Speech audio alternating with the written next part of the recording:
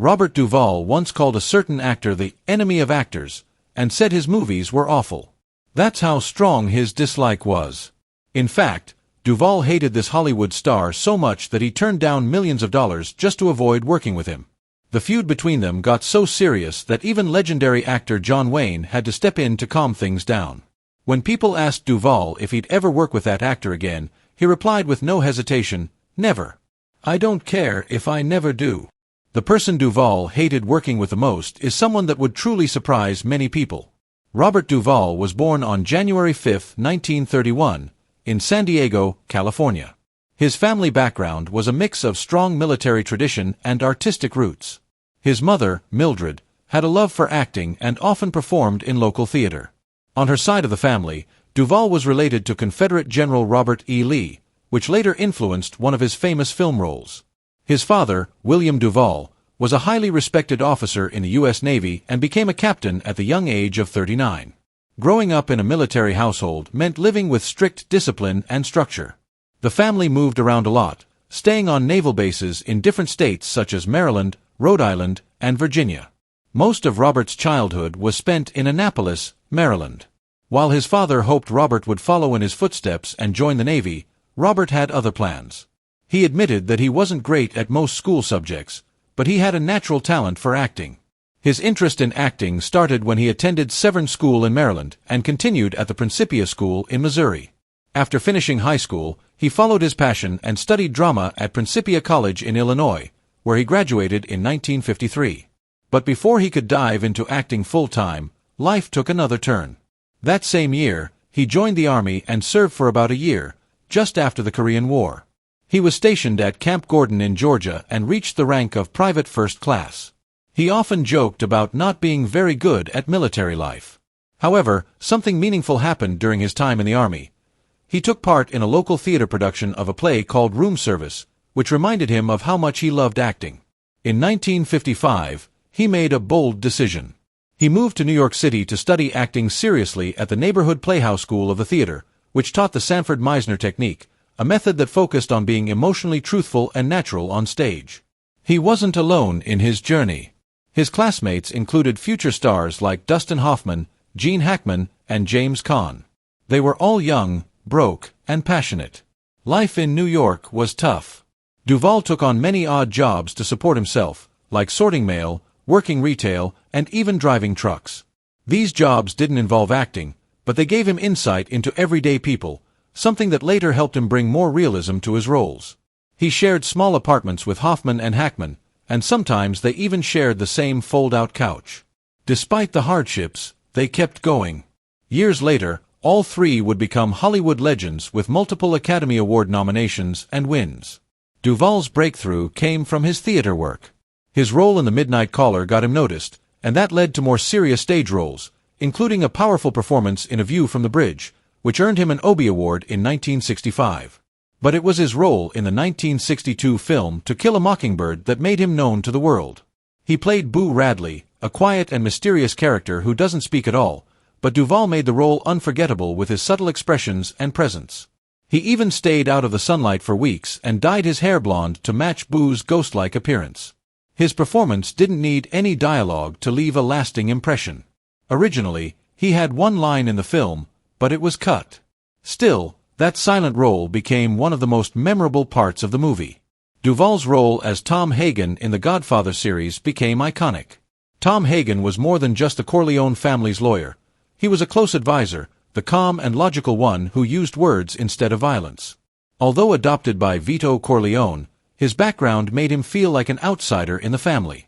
While others like Sonny or Michael acted with emotion, Hagen was thoughtful and strategic.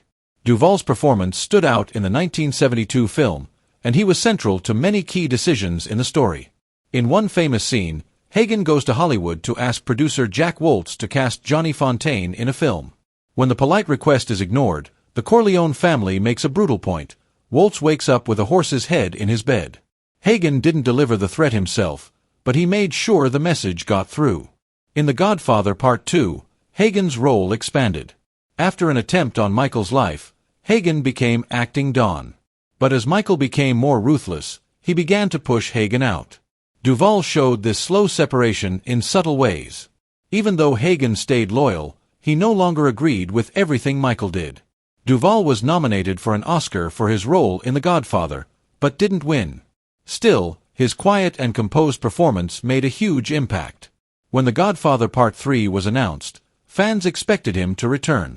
But the studio offered Al Pacino $8 million and Duvall much less. Duvall wasn't expecting the same pay, but when he saw the massive difference, he refused. If Pacino had made twice as much, he said it would have been okay. But 3 or 4 times more was just too much. As a result, his character was written out of the film. They claimed Tom Hagen had died off-screen and brought in a new lawyer, B.J. Harrison, played by George Hamilton. But fans and critics agreed, it wasn't the same without Duvall. Even director Francis Ford Coppola admitted the film lost an important element. Originally, the story was going to explore Michael and Hagen's strained relationship, possibly a power struggle. With Hagen gone, that idea was dropped, and many believe the movie suffered because of it. Though he didn't return for the third film, Duvall often shared behind-the-scenes stories from the earlier movies. One famous story involved Marlon Brando, who didn't like memorizing lines. Brando used cue cards, sometimes taping them to props or even to Duvall's chest. Brando believed it helped him stay in the moment, and even though some thought it was lazy, his performance as Vito Corleone became legendary. He won an Oscar for it, though he famously refused to accept the award.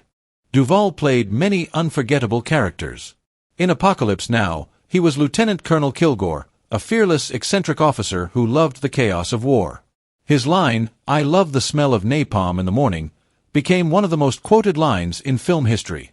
Despite only appearing in a few scenes, Duvall made Kilgore one of the most memorable characters in the movie. He showed the madness of war with both charm and horror.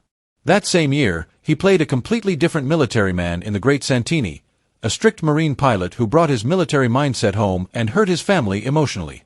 Duvall gave the character depth by showing small moments of care underneath all the toughness. His performance earned him another Oscar nomination. Later, in Tender Mercies, he played Max Sledge, a washed-up country singer trying to rebuild his life. Duvall traveled across Texas to prepare and even sang all the songs himself. One of the saddest moments in the film is when Max finally starts to reconnect with his daughter, but she tragically dies in a car crash. The movie was quiet and emotional, and Duvall gave one of his most personal performances. He won an Oscar for it. Though the film wasn't a huge hit, it became loved for its honesty. Years later, Duvall put his heart and soul into The Apostle, a film he wrote, directed, and funded himself. No studio wanted to make it, but he believed in the story. He played a Pentecostal preacher named Sonny who made mistakes but tried to start over. Many scenes featured real churchgoers, which gave the movie an authentic feel. Duvall never made the character a stereotype. Sonny was both inspiring and deeply flawed. One powerful moment shows him changing a racist man's heart through kindness and preaching. Duvall was nominated for another Oscar, and the film was praised for its raw look at faith and redemption. He once said that preaching is one of America's great art forms, and in The Apostle, he brought that idea to life. Robert Duvall's life off-screen has been just as full of ups and downs. He's been married 4 times, and each relationship has been a part of his story. His first wife, Barbara Benjamin, was a former dancer on the Jackie Gleason Show. They met while he was filming To Kill a Mockingbird, starting the first chapter of his long and eventful personal journey. When Robert Duvall married Barbara in 1964, she already had 2 daughters, Nancy and Susan, from a past relationship. At that time, Duvall was still trying to build his career in Hollywood. But soon, he found success with movies like The Godfather, which made him famous. With fame came pressure, and sadly, their marriage ended in 1975. Duvall doesn't talk much about those years, but they were clearly a time of learning and growth for him. Barbara passed away many years later, in 2019, in New York City. 7 years after his first divorce, in 1982, Duvall married again. This time it was to actress Gail Youngs. She came from a talented family of actors, including her siblings John Savage, Robin Young, and Jim Youngs. Duvall and Gail worked together on the movie Tender Mercies, which won him an Academy Award. Their shared love for acting brought them closer, but it wasn't enough to keep the relationship strong. By 1986, they had separated. Duvall once said he would never marry an actress, but he made an exception for Gail. Still, working in the same profession may have caused challenges in their marriage. In 1991, Duvall got married for the third time, this time to Sharon Brophy, a professional dancer. They both loved dancing, especially the Argentine tango, and their shared passion brought them close. Sharon even became his tango teacher. But even this special connection wasn't strong enough to keep the marriage going.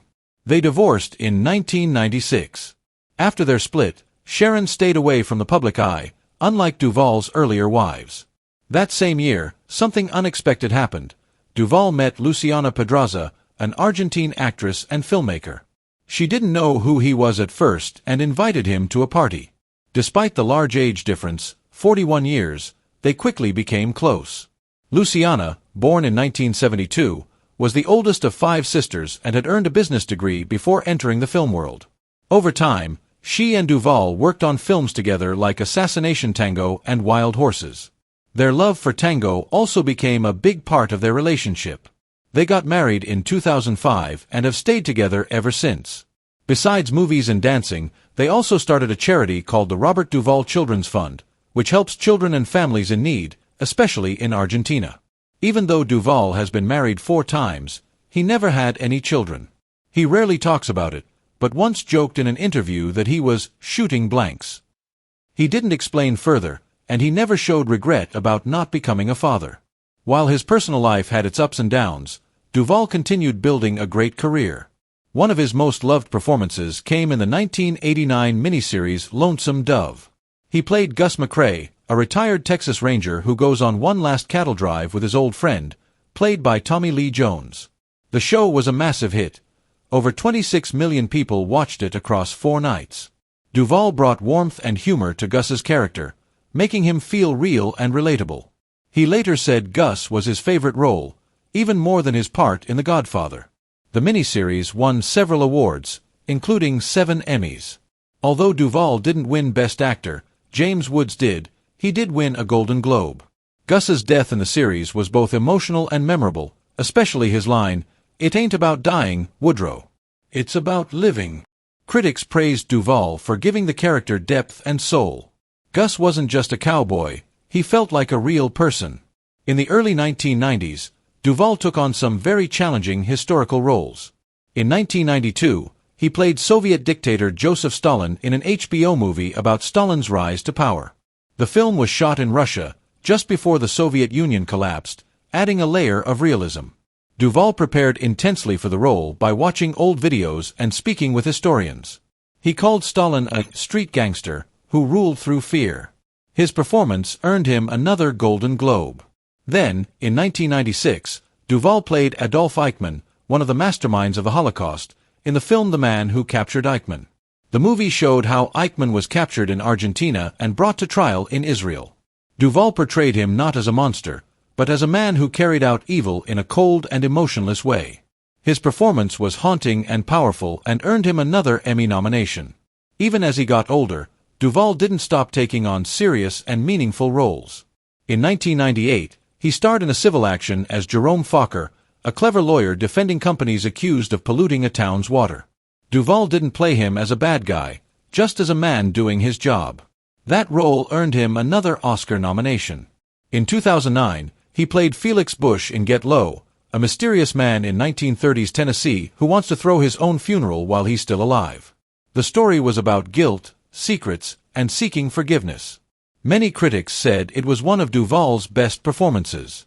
Robert Duvall is known not only for his powerful acting but also for being brutally honest. He often spoke his mind, even if it upset people in the film industry. Over the years, he built a reputation for having high standards and little patience for people he didn't respect. One of the people he strongly criticized was famous director Stanley Kubrick. In an interview, Duvall called Kubrick an actor's enemy, and said the acting in his famous movies like The Shining and A Clockwork Orange was terrible. Not because of the actors, but because of Kubrick's demanding style. He questioned how a director could ask for dozens of takes and still know which one was the best. For Duvall, that kind of perfectionism damaged good acting. Duvall didn't only criticize directors from the past. In the same interview, when someone mentioned modern director David Fincher, Duvall acted like he didn't know who he was. When he realized who they were talking about, he admitted he once turned down a role in Seven. He wasn't sure why, but said maybe it was because of Fincher's style, it just didn't feel right to him. He also talked about having a tough time on the set of True Grit with director Henry Hathaway. Their styles didn't match, and things got so tense that actor John Wayne had to step in and tell Duvall to back off, or risk getting punched. Clearly, the set was not a peaceful place. Because of all this, Duvall got a reputation for being difficult. But he said that wasn't true, not with the directors he respected. He explained that great directors like George Lucas, Francis Ford Coppola, and Ulu Grossbard never had any issues with him. The problems only came when he felt the director wasn't good enough. Even with directors he liked, there were challenges.